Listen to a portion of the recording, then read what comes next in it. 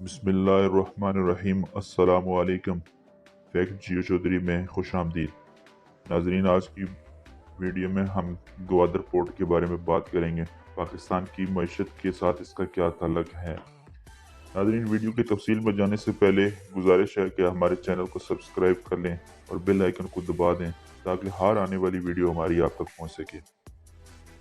ناظرین، گوادر پاکستان کے انتہائی جنوب مغرب میں اور دنیا کا سب سے بڑے بحری تجارتی راستے پر واقع صوبہ بلوچستان کا شہر، جو اپنے شاندار مال و وقوع اور زیر تعمیر جدید ترین بندرگاہ کے باعث عالمی سطح پر معروف ہے۔ ناظرین، کلومیٹر طویل ساحلی پٹی والے شہر گوادر میں 21ویں صدی کی ضرورتوں سے آراستہ جدید بندرگاہیں کی تکمیل کا وقت جون قریب آ رہا ہے۔ اس کی اہمیت روز بروز بڑھتی جا رہی ہے۔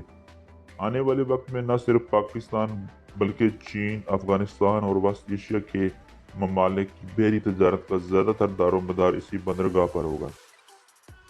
ناظرین، گوادر اور اس کے گرد و نواح کی تاریخ بہت پرانی ہے۔ یہ علاقہ کلانچ اور وادی دشت بھی کہلاتا ہے۔ اس کا زیادہ تر رقبہ بے آباد اور بنجر ہے۔ یہ مکران کی تاریخ میں ہمیشہ سے ہی خاص اہمیت کا حامل رہا ہے۔ معلوم تاریخ کی ایک روایت کے مطابق حضرت داؤد علیہ السلام کے زمانے میں جب قحط پڑا تو وادی سینا سے بہت سے افراد کوچ کر کے وادی مکران کے علاقے میں آ گئے۔ ناظرین، مکران کا یہ علاقہ ہزاروں سال تک ایران کا حصہ رہا ہے۔ ایرانی بادشاہ کا افراسیاب کے دور میں بھی ایران کی عملداری میں تھا۔ 325 قبل مسیح میں سکندر اعظم جب برصغیر سے واپس یونان جا رہا تھا تو اس نے یہ علاقہ اتفاقاً دریافت کیا۔ عمان میں شمولیت۔ ناظرین، 1783 میں مسقط کے بادشاہ کی اپنے 22 سال سلطان سے جھگڑا ہو گیا، جس پر سعد سلطان نے خان آف قلات میر نصیر خان کو خط لکھا جس میں اس نے یہاں آنے کی خواہش ظاہر کی۔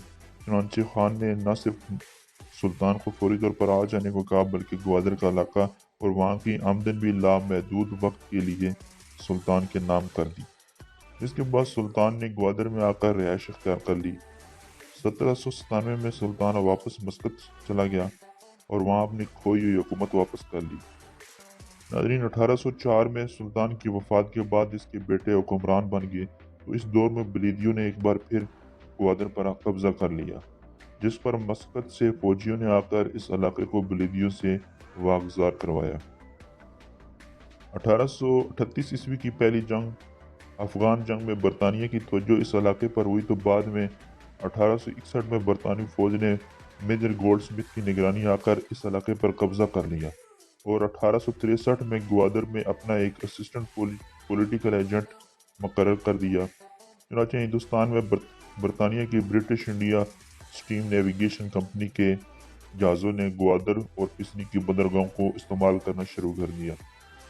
ناظرین، 1863 میں گوادر میں پہلا تار گھر ٹیلی گرام آفس قائم ہوا، جبکہ پسنی میں بھی تار گھر بنایا گیا۔ 1894 کو گوادر میں پہلا پوسٹ آفس کھلا، جبکہ 1903 کو پسنی اور 1904 کو ماڑا میں ڈاکخانے قائم کیے گئے۔ 1947 میں جب برصغیر کی تقسیم ہوئی اور بھارت اور پاکستان کے نام سے دو بڑی ریاستیں معرض وجود میں آئیں تو گوادر اور اس کے گرد و نواح کے علاوہ یہ علاقہ قلات میں شامل تھا۔ پاکستان میں شمولیت۔ ناظرین، 1955 میں علاقے کو مکران ضلع بنا دیا گیا۔ 1958 عیسوی میں مسقط نے $10 ملین کے عوض گوادر اور اس کے گرد و نواح کا علاقہ واپس پاکستان کو دے دیا، جس پر پاکستان کی حکومت نے گوادر کو تحصیل کا درجہ دے کر اسے ضلع مکران میں شامل کر دیا۔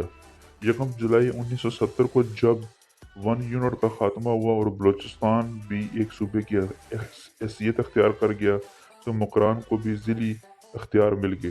1977 میں مکران کو ڈویژن کا درجہ دے دیا گیا اور 1 جولائی 1977 کو تربت، بنجگور اور گوادر 3 ضلع بنا دیے۔ آج کے گوادر کا موجودہ شہر ایک چھوٹا سا شہر ہے، ناظرین، جس کی آبادی سرکاری اعداد و شمار کے مطابق نصف لاکھ جبکہ آزاد ذرائع کے مطابق 1 لاکھ پر مشتمل ہے۔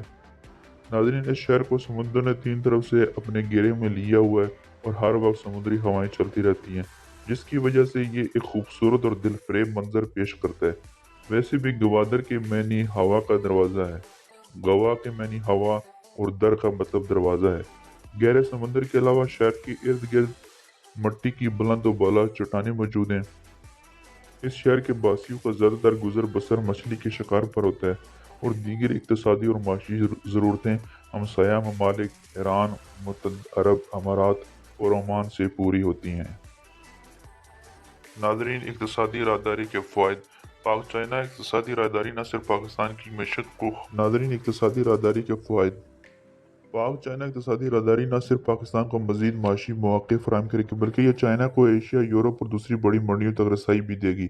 अभी 80% हिस्सा चाइना का तेल मलक्का से शंघाई तक 16,000 किलोमीटर अबूर करके पहुंचता है, जिसमें 2 से 3 महीने लगते हैं। ग्वादर की वजह से ये सफ़र 5,000 किलोमीटर से कम रह जाता है।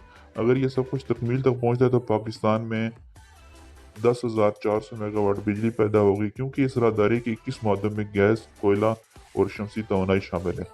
बुनियादी ढांचा जो कि तकरीबन $11 बिलियन का है, इसमें 1100 किलोमीटर लंबी मोटरवे तामीर की जाएगी जो कि कराची से लाहौर तक है, और साथ ही कराक्रम हाईवे जो कि रावलपिंडी से चाइना बॉर्डर तक रहेगी, वो भी आसार नौ तामीर की जाएगी। इसी में कराची से पेशावर तक रेलवे ट्रैक भी बिछाया जाएगा, जिस पर ट्रेन 160 किलोमीटर फी घंटा की रफ्तार से चल सकेगी।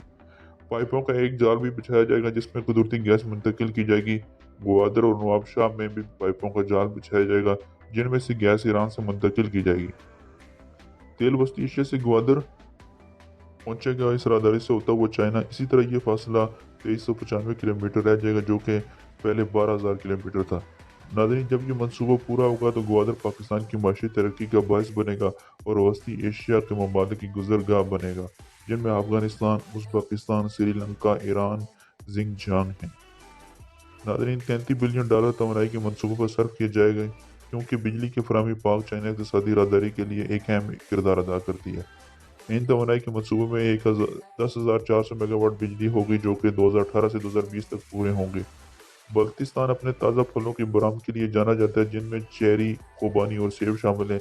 ये इक़्तिसादी राहदारी नए कारोबारी मौके फराहम करेगी, क्योंकि इससे इलाकाई ताजर को फ़ायदा होगा। पहले ये ताजर फल हवाई जहाज़ों से बरामद करते थे, और अब इस राहदारी की वजह से उनके नकल व हमल के अखराजात में कमी होगी। सियाहत तफरी भी पाकिस्तान की मईशत में इजाफा करती है। इस इक़्तिसादी राहदारी की वजह से सियाहत तफरी में भी इजाफा होगा, क्योंकि ये राहदारी नांगा पर्वत और दुनिया की दूसरी बड़ी चोटी केटू के मनाजर से भी गुजरेगी। नाज़रीन, कैसी लगी आज की वीडियो? अपनी राय का इज़हार कमेंट सेक्शन में ज़रूर कीजिए। हमारे चैनल को सब्सक्राइब कर लीजिए। Thank you very much. अल्लाह हाफ़िज़।